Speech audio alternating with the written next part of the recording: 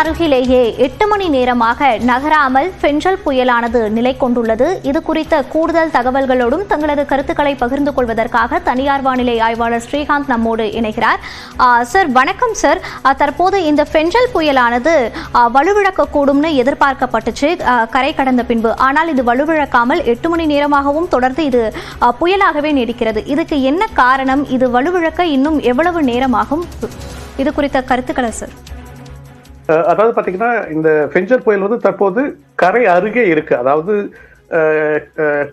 கரை மேல ஒரு பகுதியும் கடல் பகுதியில் ஒரு பகுதியுமா வந்து கடற்பரப்புல ஒரு பகுதியுமா வந்து இருக்கிறதுனால கடல் கொடுக்கக்கூடிய அந்த மாய்ஸ்சர் ஈரப்பதம் வந்து எனர்ஜி வந்து இந்த புயலுக்கு தொடர்ந்து கிடைச்சிட்டே இருக்கு. ஒரு புயலானது கரை கடந்து உட்புற பகுதியில் போகும்போது இந்த ஈரப்பதம் வந்து கட் ஆகும். அந்த ஈரப்பதம் கட் ஆச்சுன்னா அந்த புயலோட வலு படிப்படியா குறைய ஆரம்பிக்கும்.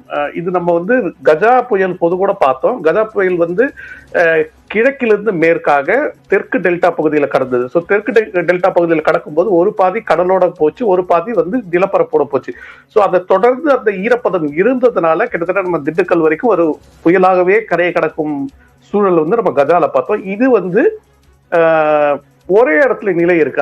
அதுக்கு காரணம்னு பாத்தீங்கன்னா நமக்கு மேற்கு பகுதியில் இருக்கக்கூடிய ஒரு உயர் அழுத்தம். அந்த உயர் அழுத்தம் வந்து இந்த புயலை மேலும் மேற்கு நோக்கி நகர விடாமல் ஒரே இடத்துல நிலை கொண்டு நிறுத்தி வைக்கும். அதுதான் வந்து இப்ப நம்ம பார்த்துட்டு இருக்கோம்.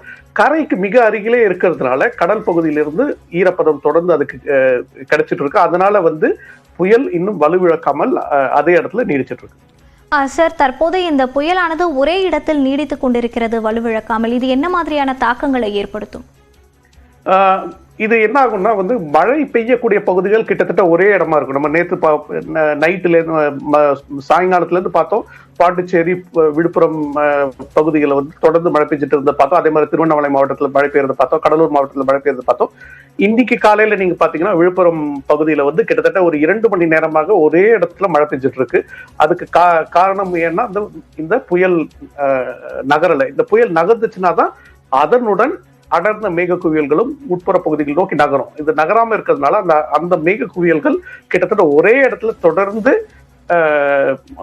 மழை பெஞ்சிட்டே இருக்கிறத நம்ம பார்க்கிறோம். இன்னைக்கு வந்து விழுப்புரத்துல கடந்த ஒரு 2 மணி நேரமாக அதுதான் நம்ம பார்த்துருக்கோம். விழுப்புரம் மாவட்டத்தின் பல பகுதிகளில் புயல் நகரும் போது அதனுடன் இந்த மேக குவியல்களும் நகரும். அப்ப வந்து படிப்படியா மழை விலகும். இப்ப பாண்டிச்சேரியில ஒரு சின்ன பிரேக் அப்புறம் திரும்ப மழை வந்திருக்கு. இப்ப கடந்த ஒரு 1/2 மணி நேரமா பார்த்தோம்னா.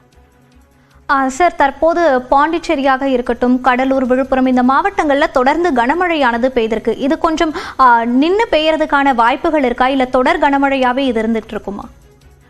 இது வந்து இந்த புயல் உட்புற பகுதியை நோக்கி நகர ஆரம்பிச்சிச்சுன்னா அதனுடன் மழையின் தாக்கமும் கொஞ்சம் கொஞ்சமா உட்புற பகுதிகளை நோக்கி போக ஆரம்பிக்கும். அது நகராத வரைக்கும் நமக்கு வந்து இந்த மழை பெய்யக்கூடிய பகுதிகள் கிட்டத்தட்ட ஒரே பகுதிகளாக தான் இருக்கும். அங்கேயே தான் நீடிச்சிட்டு இருக்கும். வானிலை படிவங்கள் வந்து இந்த நான் சொன்ன அந்த உயர் அழுத்தம், அரபிக்கடல் பகுதியில் இருக்கக்கூடிய அந்த உயர் அழுத்தம், நம்ம மேற்கில் இருக்கக்கூடிய உயர் அழுத்தம் இன்று மாலை பொழுதுல சற்று மேற்கு நோக்கி நகர்வதற்கு வாய்ப்பு இருக்கிறதா காமிக்குது. அப்படி நகரும் போது அதனுடன் இந்த புயலும் கொஞ்சம் கொஞ்சம் படிப்படியா உட்புற பகுதியில் போகும். கொஞ்சம் உள்ள போயிடுச்சுன்னா ஒரு கடல்ல இருந்து ஒரு 50-60 கிலோமீட்டர் தாண்டி உள்ள போயிடுச்சுன்னா படிப்படியா அதுக்கு வந்து அந்த எனர்ஜி, அதாவது மாய்ஸ்சர் ஈரப்பதம் காரணமா ஏற்படக்கூடிய அந்த வலு வந்து குறைய ஆரம்பிச்சிடும். அதுக்கப்புறம் நம்ம வந்து இந்த புயல் வந்து படிப்படியா குறைந்த காற்றழுத்த தாழ்வு மண்டலமா வலு இழந்து காற்றழுத்த தாழ்வு பகுதியா வலுவிழந்து மேலும் அதுக்கப்புறம் உட்புற பகுதியில் நோக்கி நகர்வதற்கான வாய்ப்பு கிடைக்குது. பட் அடுத்த சில மணி நேரம் இது கிட்டத்தட்ட இதே நிலைதான் நீடிக்கும்னு வந்து நினைக்கிறேன். பார்க்கலாம் நம்ம. சார், தற்போது மேற்கு தொடர்ச்சி மலை மாவட்டங்கள்லையும் மழை தொடர்வதற்கான வாய்ப்புகள் இருக்கு. அங்க மழை வந்து தொடங்க போகுது அப்படின்ற செய்திகள் வந்து வெளியாச்சு. அங்க எதனால இப்ப வந்து மழை பெய்ய போகுது? அது மட்டும் இல்லாமல் அங்க பெய்யக்கூடிய மழையினுடைய தாக்கங்களானது எப்படி இருக்கும்? மேற்கு தொடர்ச்சி மலையில பெரும்பாலும் பாத்தீங்கன்னா வந்து காற்றின் ஈர்ப்பு காரணமா மழை பெய்யும். பட் அது வந்து இந்த புயல் நகர்ந்து உட்புற பகுதிகள் போனதுக்கு அப்புறம் தான் அந்த காற்றின் ஈர்ப்பு வரும். அது வந்து இன்று இரவுக்கு மேல நகரும் போது நாளை வந்து மேற்கு தொடர்ச்சி மலையில நம்ம மழை பார்க்கலாம்.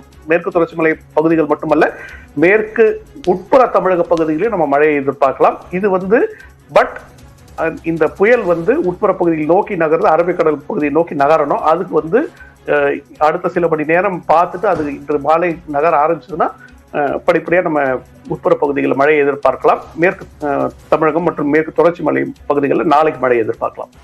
இணைப்பில் வந்து கருத்துக்களை பதிவு செய்தமைக்கு நன்றி ஸ்ரீகாந்த் சார்.